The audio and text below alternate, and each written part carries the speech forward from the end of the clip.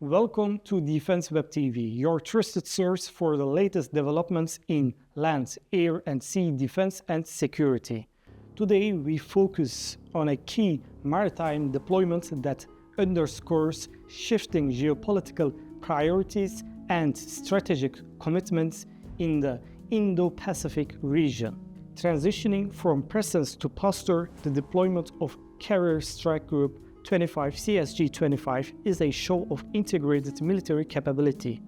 At the heart of this task force is the HMS Prince of Wales, the UK's most advanced aircraft carrier, projecting power alongside a complement of Type 45 destroyers, Type 23 frigates, and Royal Fleet auxiliary support ships.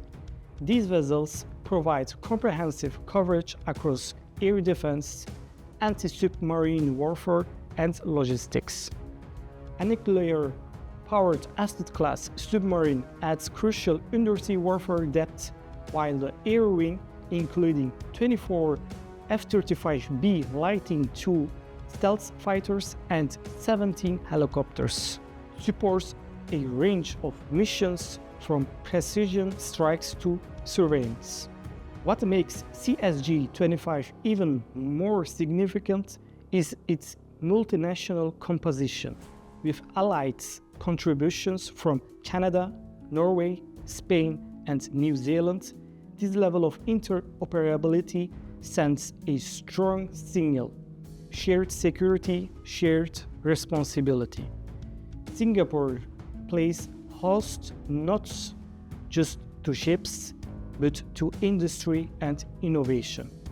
A Defense and Security Industry Day abroad, the HMS Prince of Wales is showcasing technologies from over 30 UK companies alongside a symposium on cutting-edge capabilities such as autonomous platforms, cyber defense, and advanced maritime sensors.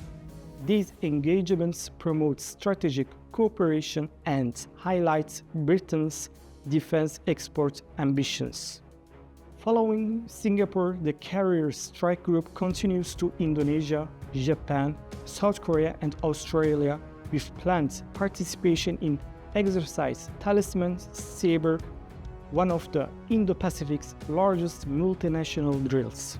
For the UK, Operation Highmast is more than presence. It's a message of enduring commitment to global rules-based order, free navigation, and regional cooperation.